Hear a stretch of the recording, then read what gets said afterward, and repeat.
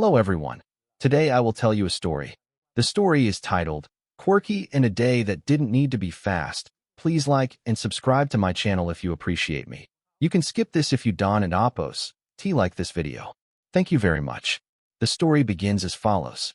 The morning began the way many mornings do, with sunlight slipping gently through the curtains and dust motes floating like tiny stars in the air. But unlike other days, there was no rush, no alarm demanding urgency, no list of tasks waiting to be conquered. The house felt quiet, soft, and patient. At the foot of my bed, Quirky stretched slowly, as if he were unfolding from a dream. His paws extended forward, his back arched high, and he let out a tiny sigh that sounded like relief itself. His ears twitched toward me, and when he noticed my eyes were open, his tail began a gentle rhythm against the blanket. Thump, thump, thump, like a slow drum welcoming the day. Quirky never rushed into mornings. While the world outside hurried toward obligations and deadlines, he preferred to greet the day like an old friend.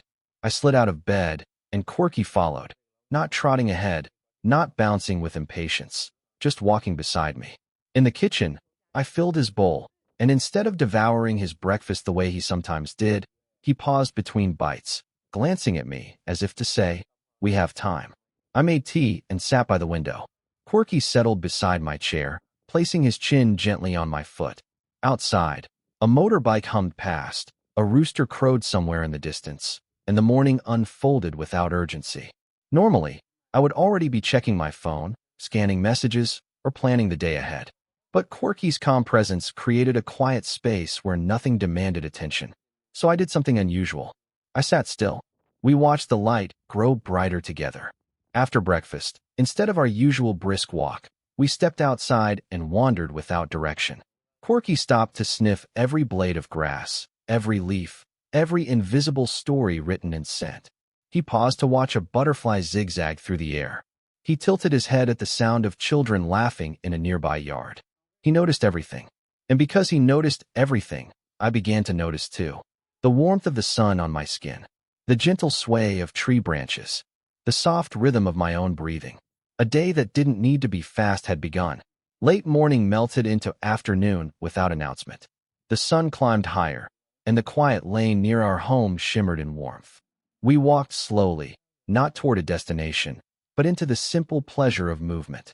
Quirky discovered a fallen coconut shell and nudged it with great seriousness. It rolled, and he jumped back in mock surprise, then approached again like a scientist examining an important experiment. He pawed at it, circled it, then proudly carried it for several steps before dropping it triumphantly at my feet. His joy was uncomplicated and complete. Further along the path, we met an elderly neighbor watering her plants. Quirky wagged his tail with polite enthusiasm and sat down automatically, waiting for permission to greet her. She laughed, bending slowly to scratch his head. "Well-mannered boy," she said. Quirky closed his eyes, leaning into her hand as though this small moment of kindness were the most valuable treasure in the world. Watching them, I realized something. Quirky didn't distinguish between big joys and small ones. Every gentle touch, every new scent, every passing breeze held equal importance. We continued toward a shaded patch of trees where the ground felt cool beneath our feet.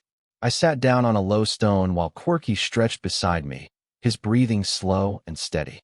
A breeze drifted through the leaves, carrying the faint smell of earth and grass.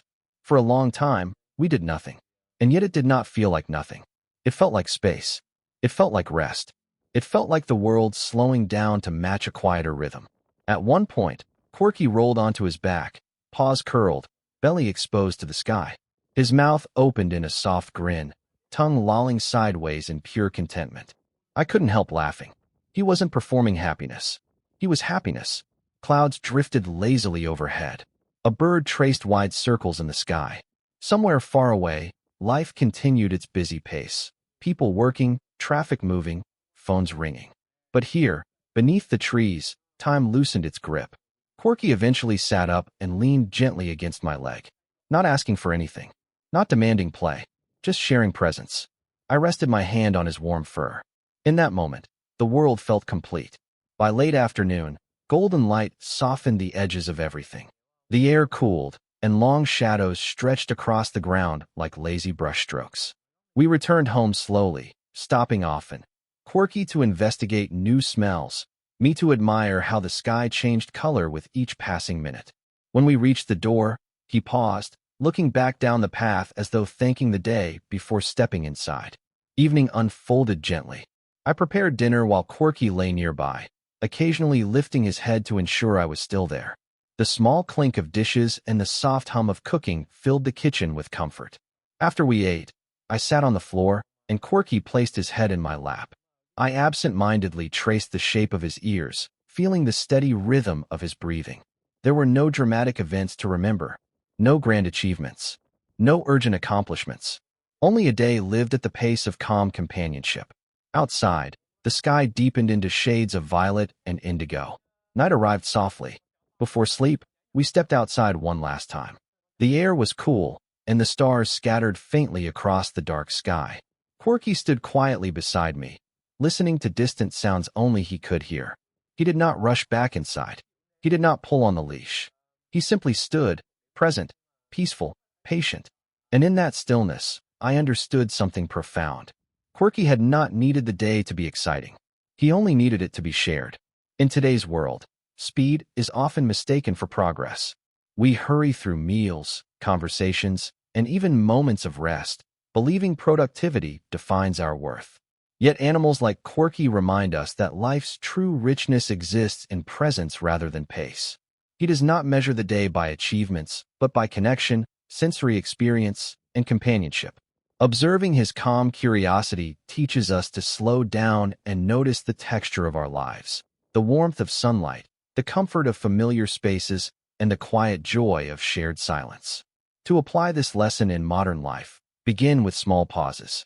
Walk without checking your phone. Eat one meal without distractions. Sit beside a loved one or a pet and simply be present. Let moments unfold without forcing efficiency into them. Slowing down does not mean becoming unproductive. It means becoming attentive to what truly matters. Our relationship with animals can guide us back to emotional balance. They respond to kindness, patience, and presence, qualities that also strengthen human relationships. By embracing a slower rhythm, we nurture empathy, reduce stress, and create space for genuine happiness. Sometimes, a meaningful day is not the busiest one. It is the one we truly experience.